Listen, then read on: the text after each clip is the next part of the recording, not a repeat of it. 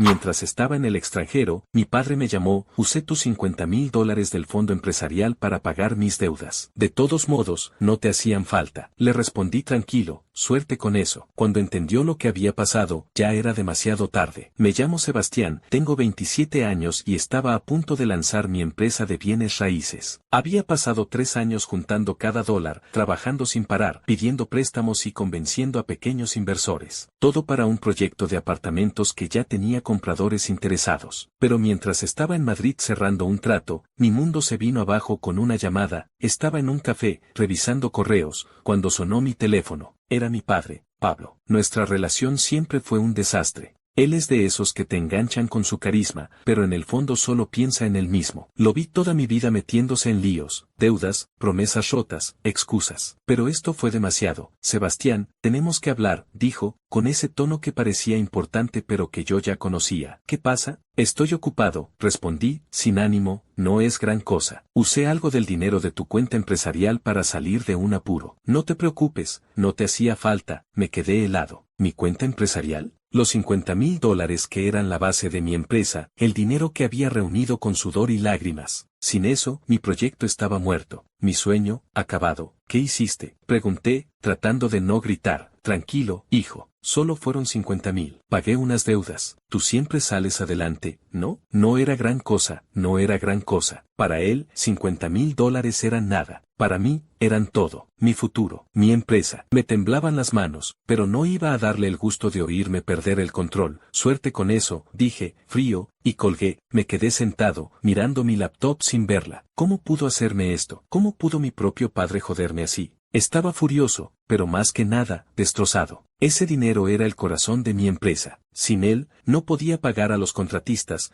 ni los permisos, ni nada. Todo por lo que había trabajado se iba al carajo. Cuando volví al país, llamé a mi tía Paula, que es abogada. Le conté todo, esperando algún consejo para recuperar la plata. Lo que me dijo me dejó peor. Sebastián, esto no es nuevo, dijo, con voz seria. Pablo le sacó $20,000 a tu tía Aurora hace un año, diciendo que era para un negocio. Nunca los devolvió. Ha estado pidiéndole plata a media familia, a amigos, a quien se deje. No lo podía creer. Mi padre no solo me había robado a mí, sino que llevaba años estafando a todos. Aurora, que apenas vive con su pensión, fue una de sus víctimas. Me sentí enfermo. No era solo el dinero, era la traición. La forma en que no le importó destruir mi sueño para salvarse. Esa noche no dormí. Me senté en mi apartamento, mirando los planos de mi proyecto, los contratos que ya había firmado. Todo pendía de un hilo. Pero decidí que no iba a dejar que Pablo ganara. No iba a ser su víctima. Si quería salvar mi empresa, tenía que actuar rápido. Fui a casa de Paula al día siguiente. Me recibió con un café y me mostró una carta de demanda legal que había preparado. Era para exigirle a Pablo que devolviera mis $50,000 y los 20,000 de Aurora, más intereses. Era un documento sólido, pensado para apretarlo donde más le dolía. No quiero meterlo a la cárcel, le dije, aunque una parte de mí lo quería ver pagar. Solo quiero mi plata, entiendo, Sebastián. Pero con alguien como tu padre, hay que jugar duro. Tiene esa casa de veraneo que tanto quiere. Podemos obligarlo a venderla para pagar. Es legal, y es justo, asentí. No me gustaba pelear así con mi padre, pero no tenía opción. Enviamos la carta esa semana. Pablo llamó furioso, diciendo que era un desagradecido, que él solo había tomado lo que necesitaba. Le dije que hablara con Paula y colgué. Mientras tanto, mi empresa estaba en problemas. Sin los 50,000, no podía avanzar. Los contratistas esperaban pagos, los socios preguntaban por los plazos. Estaba a punto de perderlo todo. Pero no me iba a rendir. Hablé con mi abuelo, un ex juez jubilado que siempre fue mi apoyo. No tenía dinero para darme, pero tenía contactos. Habla con Víctor Salazar, me dijo. Es un inversor grande en bienes raíces. Si lo convences, puede salvarte. Pero sé honesto. Cuéntale todo. Contarle a un desconocido que mi padre me había estafado me daba miedo. Pero no tenía otra salida. Pedí una reunión con Salazar y me preparé. Junté todos los documentos de mi empresa, contratos, proyecciones, planes. Y preparé un informe sobre lo que Pablo había hecho, no para hacerme la víctima, sino para mostrar que seguía en pie. La reunión con Salazar fue en su oficina, un lugar que gritaba poder. El tipo era intimidante, con un traje caro y una mirada dura. Le conté mi plan para los apartamentos, mis metas, y luego fui al grano. Le hablé de Pablo, del robo, de la demanda. Le mostré el informe. Señor Salazar, no estoy aquí por lástima, dije. Estoy aquí porque voy a sacar esta empresa adelante, con o sin esos $50,000. Salazar me miró un rato largo. Luego sonrió. Tienes agallas, Sebastián. Vamos a trabajar juntos. No lo podía creer.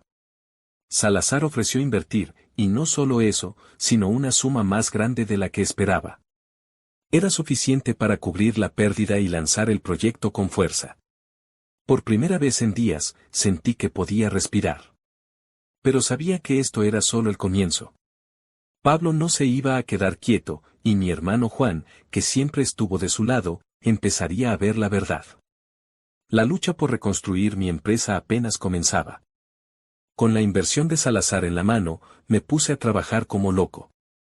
Contraté de nuevo a los contratistas, pagué los permisos atrasados y empecé a mover los hilos para que el proyecto de los apartamentos volviera a la vida.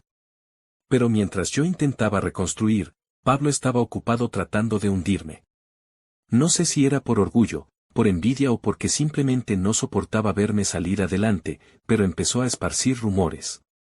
Llamaba a conocidos, a socios míos, incluso a algunos de mis clientes potenciales, diciendo que mi empresa era un fraude, que yo era un irresponsable que no sabía manejar dinero. Lo peor es que algunos le creyeron. Después de todo, era mi padre, y la gente asumía que sabía de lo que hablaba. Una mañana, recibí un correo de un cliente importante, un tipo que estaba a punto de firmar para comprar 3 apartamentos. Decía que había escuchado cosas y que necesitaba más garantías antes de seguir adelante. Me quedé mirando el mensaje, con el estómago revuelto. Sabía exactamente de dónde venía eso. Llamé a mi abuelo, que siempre tenía una manera de calmarme cuando todo parecía desmoronarse. Sebastián, la gente como tu padre siempre intenta arrastrar a los demás a su miseria, me dijo. Con esa voz firme que me hacía sentir que aún había esperanza. No puedes controlar lo que dice, pero sí puedes controlar lo que haces. Sigue trabajando, sé transparente con tus socios y demuestra con hechos que está equivocado. Tenía razón, pero no era fácil. Cada día era una batalla para mantener la confianza de los que creían en mí. Me pasaba las noches revisando números, ajustando planes, asegurándome de que cada detalle estuviera perfecto. No podía permitirme un error. Si algo salía mal, los rumores de Pablo ganarían fuerza, y mi empresa se iría al suelo antes de siquiera despegar. Mientras tanto, la carta de demanda de mi tía Paula empezó a surtir efecto. Pablo tuvo que vender su casa de veraneo para cubrir los $50,000 que me robó y los $20,000 de mi tía Aurora, más los intereses. No fue rápido ni sencillo. Él peleó cada paso, diciendo que no tenía el dinero, que lo estábamos arruinando, que éramos una familia de traidores. Pero Paula no cedió. Era como un perro de presa cuando se trataba de justicia, y no iba a dejar que Pablo se saliera con la suya. Al final, la venta se concretó, y el dinero llegó a mi cuenta y a la de Aurora. Pero no sentí ninguna alegría. Solo un vacío. Ese dinero, que tanto me había costado, no borraba la traición. Lo peor vino cuando descubrí que Pablo no solo estaba hablando mierda sobre mí, sino que también estaba intentando sabotearme de otras maneras. Un día, uno de mis contratistas me llamó para decirme que alguien había intentado convencerlo de que abandonara el proyecto, diciendo que no íbamos a pagarle. No me dijo quién, pero no hacía falta ser un genio para adivinarlo. Pablo estaba jugando sucio, y eso me puso furioso. Pero también me dio una claridad que no había tenido antes. Mi padre no iba a parar hasta verme en el suelo, y yo no podía seguir jugando a la defensiva. Decidí enfrentarlo. No con gritos ni peleas, porque sabía que eso era lo que él quería. Quería que perdiera la cabeza, que me convirtiera en el malo de la historia. En lugar de eso, fui estratégico.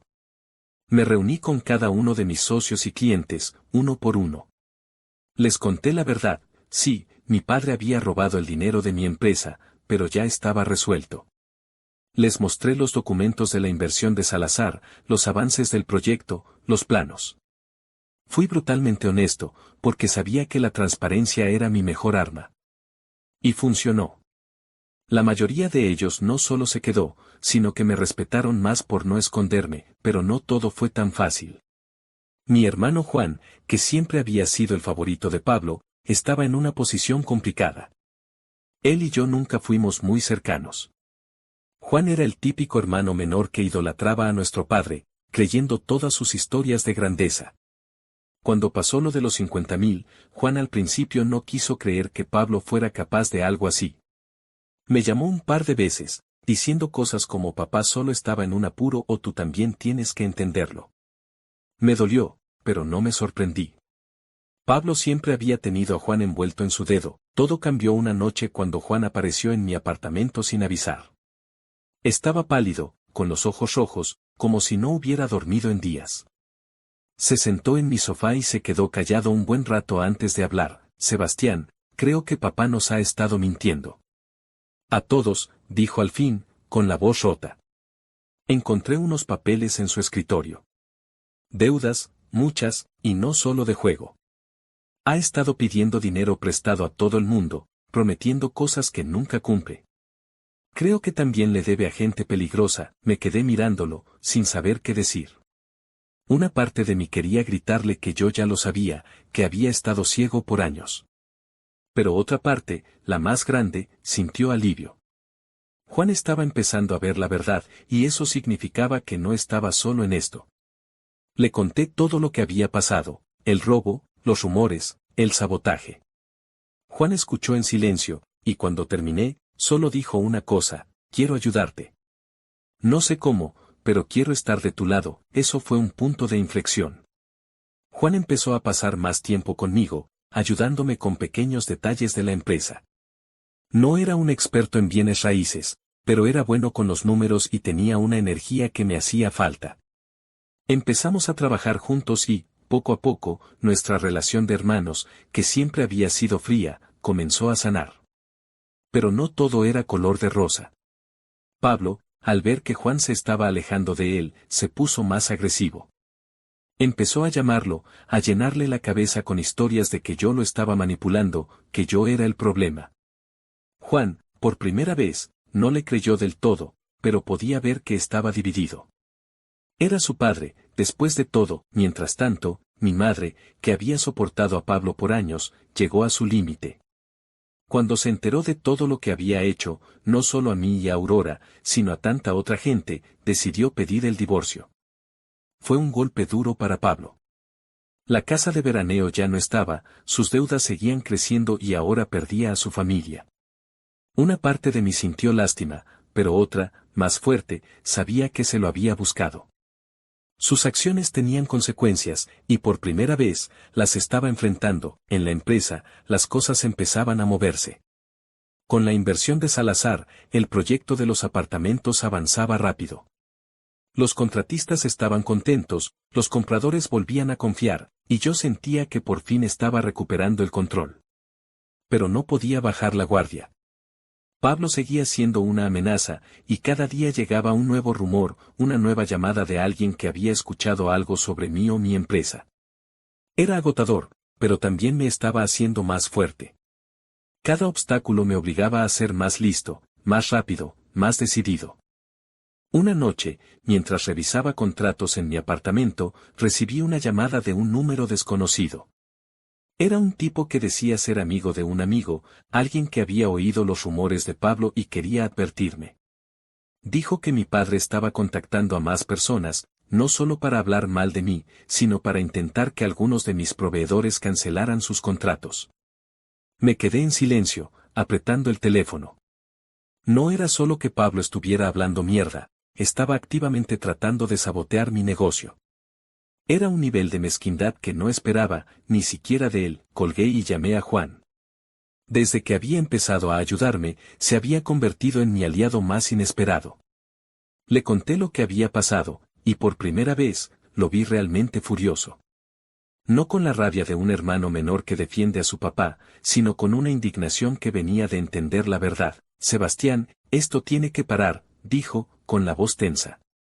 No puedo creer que esté haciendo esto. No es solo contra ti, es contra todos nosotros. Mamá, Aurora, yo, todos, le dije que tenía un plan. No iba a enfrentarme a Pablo directamente, porque eso era lo que él quería, un espectáculo donde pudiera hacerse la víctima. En lugar de eso, decidí doblar mi apuesta en la empresa. Si Pablo quería hundirme, yo iba a demostrarle que no podía. Con Juan a mi lado, empezamos a trabajar más duro que nunca. Él se encargó de revisar los contratos con los proveedores, asegurándose de que nadie se echara para atrás. Yo me enfoqué en los compradores, haciendo reuniones cara a cara, mostrando planos, proyecciones, todo lo que podía para reforzar su confianza.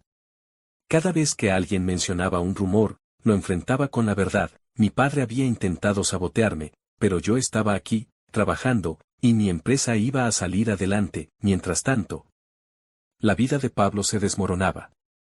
La venta de su casa de veraneo no fue suficiente para cubrir todas sus deudas. Mi tía Paula, con su precisión de abogada, se aseguró de que cada centavo de los $50,000 que me robó y los 20,000 de Aurora llegara a nuestras cuentas, pero resultó que Pablo debía mucho más. Juan me contó que había encontrado cartas de acreedores en su casa, algunas con amenazas serias. Pablo siempre había sido un jugador compulsivo, pero ahora estaba en un hoyo del que no podía salir.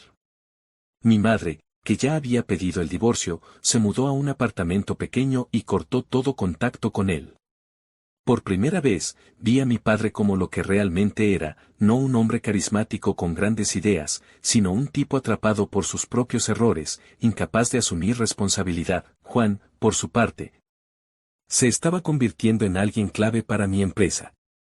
Al principio, solo me ayudaba con tareas pequeñas, pero pronto mostró que tenía un talento natural para manejar operaciones. Organizó los pagos a los contratistas, negoció mejores precios con los proveedores y hasta propuso algunas ideas para mejorar el diseño de los apartamentos. Era como si, al alejarse de la sombra de Pablo, estuviera descubriendo quién era realmente. Nuestra relación, que siempre había sido distante, empezó a fortalecerse. Hablábamos no solo de trabajo, sino de lo que significaba crecer con un padre como el nuestro. Por primera vez, sentí que tenía un hermano de verdad, pero no todo era perfecto. Los rumores de Pablo seguían causando daño. Un día, uno de mis socios más importantes, un tipo que había invertido una buena cantidad en el proyecto, me llamó para decir que estaba reconsiderando su participación. Había oído que mi empresa estaba en problemas y que yo no era de fiar. Sabía que era obra de Pablo, pero no podía probarlo directamente. En lugar de entrar en pánico, hice lo que mi abuelo me había enseñado, actuar con hechos. Organicé una reunión con todos los socios, incluidos Salazar, y les presenté un informe completo. Mostré cada contrato, cada pago, cada avance en la construcción. También les conté, sin rodeos, lo que mi padre estaba haciendo. No me guardé nada. Mi padre intentó destruir este proyecto, dije, mirando a cada uno a los ojos. Pero no lo logró. Y no lo va a lograr. Porque tengo un equipo sólido, un plan claro y, sobre todo, la verdad de mi lado. Salazar, que estaba sentado al fondo, asintió lentamente. Después de la reunión, me llamó a su oficina. Pensé que iba a cuestionarme, pero en cambio me dio una palmada en el hombro. Sebastián, lo que hiciste hoy no lo hace cualquiera. Mostraste carácter. Estoy duplicando mi inversión. Quiero que este proyecto sea más grande de lo que planeaste. No podía creerlo. Con ese dinero extra, no solo podía terminar los apartamentos, sino que podía expandir el proyecto a un nuevo terreno que había estado mirando. Era una oportunidad que nunca imaginé, y todo porque me mantuve firme. Pero no todo fue tan fácil. Esa misma semana, Pablo intentó un último golpe. Envió un correo anónimo a varios de mis clientes, diciendo que mi empresa estaba al borde de la bancarrota y que yo estaba usando el dinero de los inversores para gastos personales. Era una mentira tan descarada que casi me dio risa, pero también me puso furioso. Esta vez, no iba a dejarlo pasar. Llamé a Paula y le conté.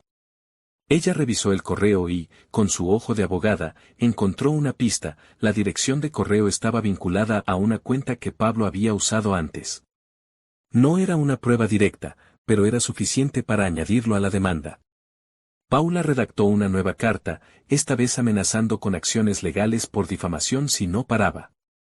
No queríamos más dinero, solo queríamos que se detuviera. La carta funcionó. Pablo dejó de mandar correos, pero no antes de que el daño estuviera hecho. Perdía un cliente pequeño, pero los grandes se quedaron, gracias a la transparencia que había aprendido a mantener. Mientras tanto, mi madre me llamó una noche. Estaba llorando, algo raro en ella. Me dijo que había encontrado más pruebas de las estafas de Pablo, recibos, mensajes, promesas de negocios que nunca existieron. Me pidió perdón por no haberlo detenido antes, por no haber visto quién era realmente. Le dije que no era su culpa. Nadie podía controlar a Pablo, porque él no quería ser controlado.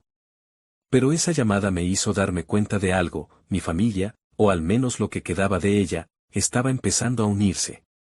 Mi madre, Juan, mi tía Paula, mi abuelo, todos estaban de mi lado, no porque odiaran a Pablo, sino porque creían en mí. Con el tiempo, la empresa empezó a despegar. Los apartamentos se terminaron antes de lo previsto, y las ventas superaron mis expectativas. Salazar me presentó a otros inversores, y pronto estábamos planeando un segundo proyecto, esta vez más grande. Juan se convirtió en mi mano derecha, manejando las operaciones con una eficiencia que me sorprendía. Nuestra relación ya no era solo de hermanos, éramos socios, y eso me hacía sentir que, a pesar de todo, algo bueno había salido de esta tormenta. Pablo, mientras tanto, se quedó solo. Sin la casa de veraneo, sin mi madre, sin Juan y con deudas que lo perseguían, su vida se derrumbó. La última vez que supe de él, estaba viviendo en un apartamento pequeño, tratando de convencer a alguien más de prestarle dinero. No sentí lástima, pero tampoco rabia. Solo indiferencia. Su traición me había dolido, pero también me había liberado. Me obligó a ser mejor, a construir algo más grande de lo que nunca imaginé. Mirando atrás, me doy cuenta de que todo esto me cambió. No solo salvé mi empresa, me salvé a mí mismo. Aprendí que la familia no siempre es la que te toca, sino la que eliges. Juan, mi madre, Paula, mi abuelo, ellos fueron los que me sostuvieron. Y mi empresa, que empezó como un sueño imposible, ahora es una realidad que crece cada día. No sé qué hará Pablo en el futuro, pero ya no me importa. Su traición fue el empujón que necesitaba para construir algo que nadie, ni siquiera él, puede destruir.